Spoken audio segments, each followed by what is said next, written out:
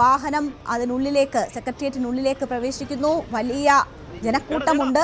ഉദ്യോഗസ്ഥർ ഉൾപ്പെടെയുള്ളവർ കാത്തുനിൽപ്പുണ്ട്. സ്വീകരണം നൽകാനുള്ള കാത്തിരിപ്പാണ്.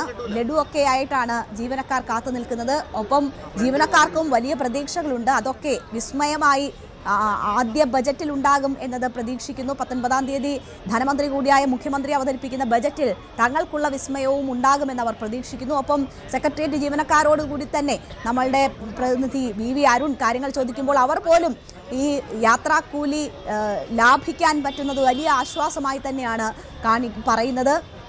അപ്പോൾ സാധാരണക്കാർക്ക് ഉണ്ടാകുന്ന ആശ്വാസം എത്രമാത്രമെന്ന് നമുക്ക് മനസ്സിലാകും. സെക്രട്ടേറിയറ്റിലെ ജീവനക്കാർക്ക് സർക്കാർ ശമ്പളം പറ്റുന്നവർ പോലും ഇതൊരു ആശ്വാസം എന്ന് പറയുമ്പോൾ ഏറ്റവും സാധാരണക്കാരായിട്ടുള്ള മനുഷ്യരെ സംബന്ധിച്ച് അത് ഉണ്ടാക്കുന്ന ആശ്വാസം എത്രയോ ഇരട്ടിയായിരിക്കും. എന്തായാലും പ്രിയദർശിനിയുടെ ആദ്യ ബസ് സെക്രട്ടേറിയറ്റിലേക്ക് എത്തുകയാണ്. അവിടെയും വലിയ സ്വീകരണം ആണ് ഈ ബസ്സിന് കാത്തിരിക്കുന്നത്.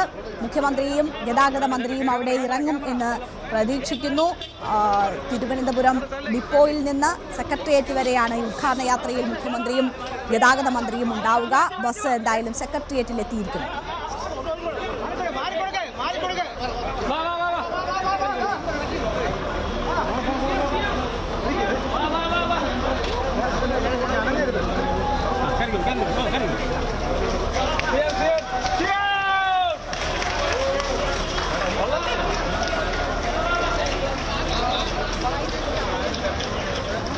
തന്നല്ലേ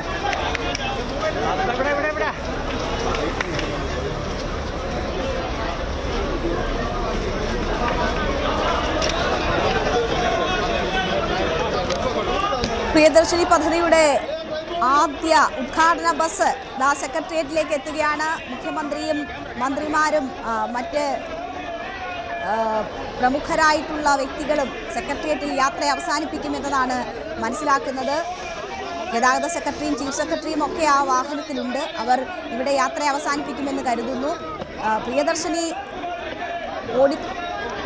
പിന്നെയും മുന്നോട്ട് നീങ്ങും. എല്ലാ ഡിപ്പോകളിലും ഇതുപോലെ ഉദ്ഘാടന പരിപാടികൾ നടക്കുന്നുണ്ട്. ഇപ്പോൾ സെക്രട്ടേറിയറ്റിൽ വനിതാ ജീവനക്കാർ ഉൾപ്പെടെ വലിയ സ്വീകരണം ആദ്യ ബസ്സിന് നൽകുന്നു.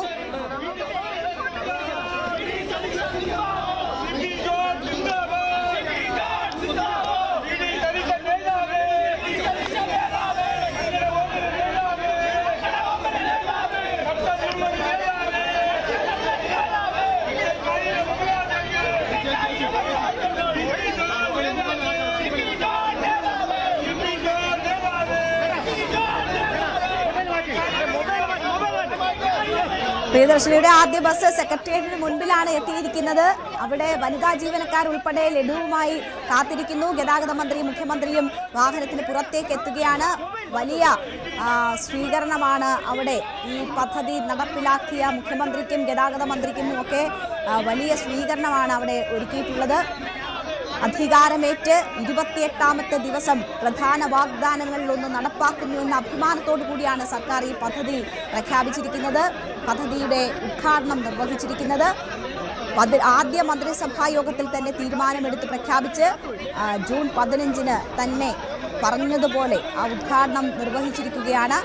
മുഖ്യമന്ത്രി വാഹനത്തിന് പുറത്തേക്ക് എത്തുന്നു. മുദ്രാവാക്യം വിളികളോടുകൂടി അവിടെ സ്വീകരണം ഒരുക്കുന്നു.